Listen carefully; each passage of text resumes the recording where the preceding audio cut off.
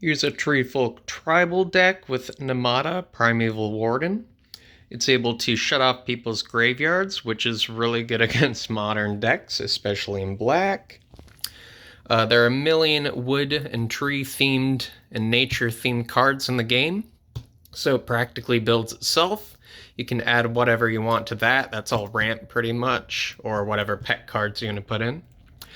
The best part of the tribal is that these 5 here, and maybe some more, all equal, their power and toughness equal to your forests or your lands.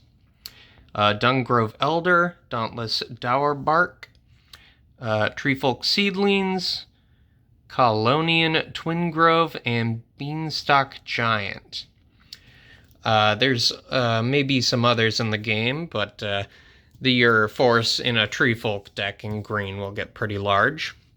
Fun combos you can do is Life, make all of your forests a bunch of 1/1s, and you want anything like this to make your forests or your creatures indestructible.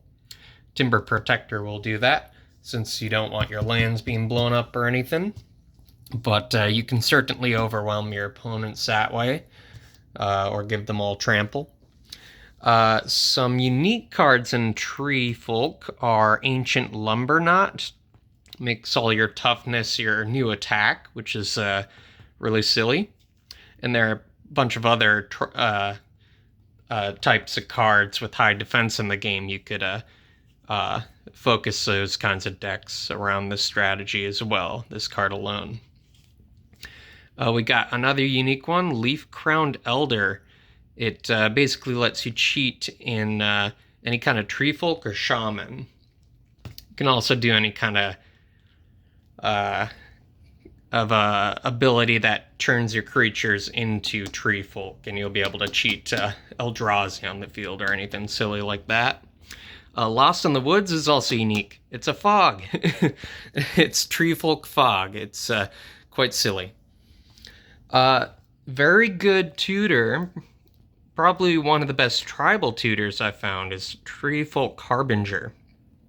Looks for any Treefolk for 1 mana. Or counts as a ramp for 1 forest, basically.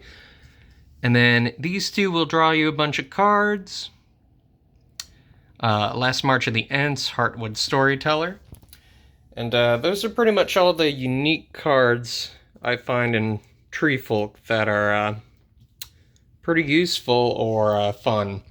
The rest of the deck, you can pretty much just put ramp or any pet cards you want to put in.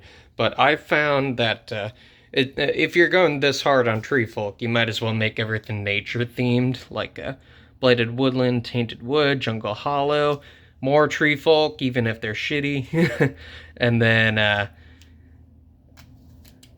any kind of thing that looks green or woodsy.